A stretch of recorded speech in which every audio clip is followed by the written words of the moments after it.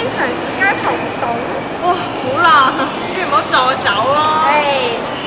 既然都嚟到涉谷，等睇下先啦。咦，有隻狗喎！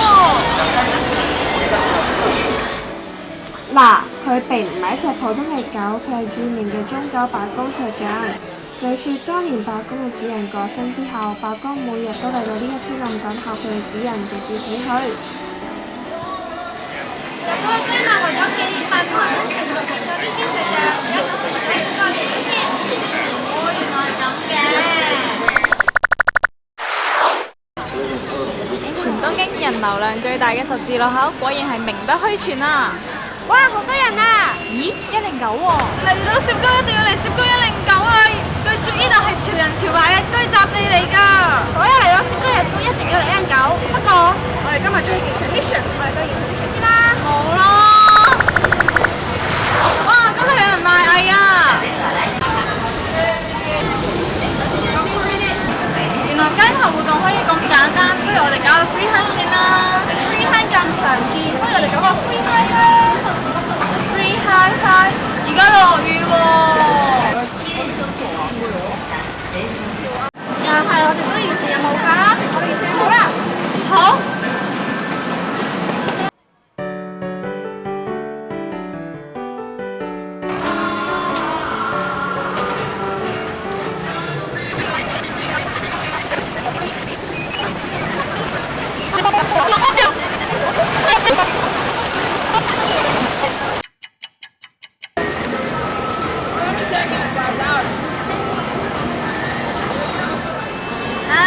睇嚟我哋未真正咁了解日本嘅街頭文化。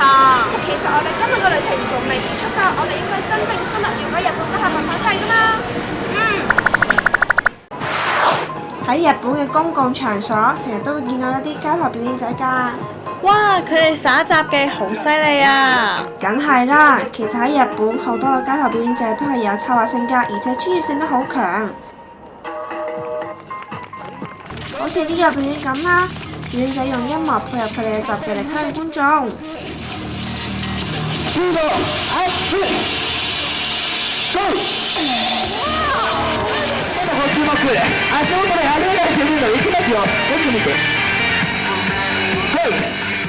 喺街頭表演嘅人群入邊，絕大多數都係啲後生仔女，佢哋急於展現自己嘅才華，所以好多都會選擇街頭賣藝，以獲得群眾嘅認同，從而獲得信心。